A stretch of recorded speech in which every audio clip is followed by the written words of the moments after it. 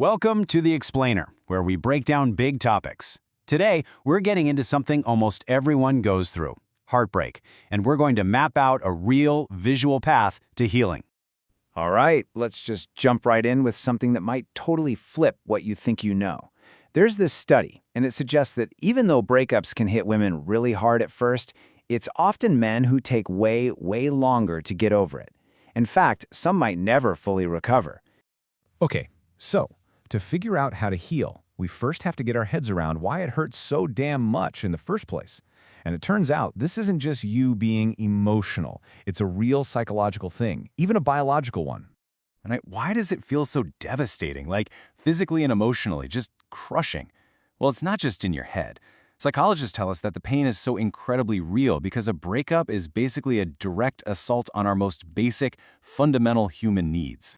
And see, this is the thing. The pain isn't just one single problem. It's like an attack from all sides at once. You've got the loss of connection to someone who was so important to you. You feel powerless because a huge decision was made without your say. It hammers your self-esteem, right? You start asking, wasn't I good enough? And then there's the simple fact that loss just hurts. It all piles up on these core parts of who we are. And that brings us right back to that surprising idea we started with. And it really challenges the common stereotype about who feels this pain more. So if you ask people, hey, who suffers more in a breakup? Look at this. A huge 78% of people say it's women. And, on the surface, that kind of makes sense. But when you dig into the research, the story gets way more interesting. And here's where we get the full picture. So, studies show that, women often feel a much bigger hit right at the beginning, both emotionally and even physically. They tend to really process it, feel the grief. Men, on the other hand, well, they're often taught to just push it down, distract themselves, maybe even go out and celebrate their new freedom. But here's the catch. Because they might not ever really deal with that loss, it can just linger for a long time, making it so much harder to truly heal. So that difference between distracting yourself and actually processing the pain, that leads us to the single most important part of this whole thing. It's the choice you have, in every single moment, to either react or to respond. So what's the difference? Well, reacting is that knee-jerk, impulsive stuff, right? It's driven by fear and insecurity. It's basically letting the breakup have complete control over you. Responding, though, that's different. That's when you take a breath, you think, and you act from a place of reason and self-respect. It's how you take your power back, even when you couldn't control what happened.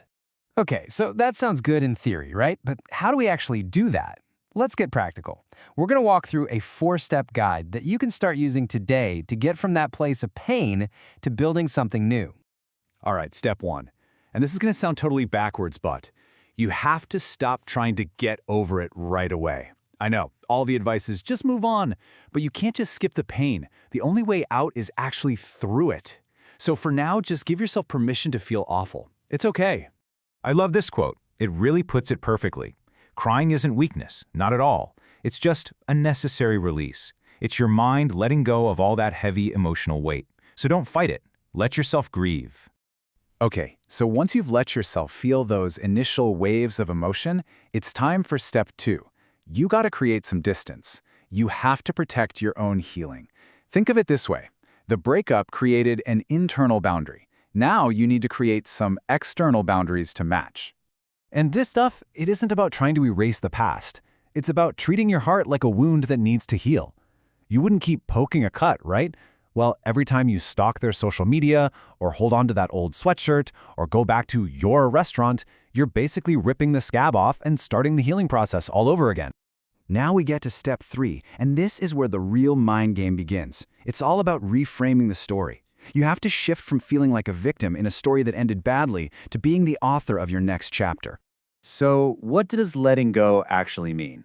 Well, it means taking an honest look at your part and how things went down, for sure.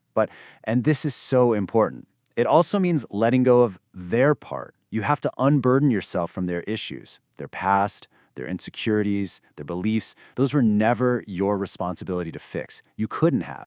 And the whole point here isn't to walk away angry with this bottle of acid in your hand, It's about finding a way to leave the story with grace, to accept that this chapter is over and give it a beautiful turn as you close the book.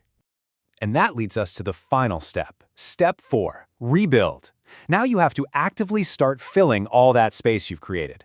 Healing is not a passive sport. You can't just sit on the couch and wait for life to change. You have to be the change.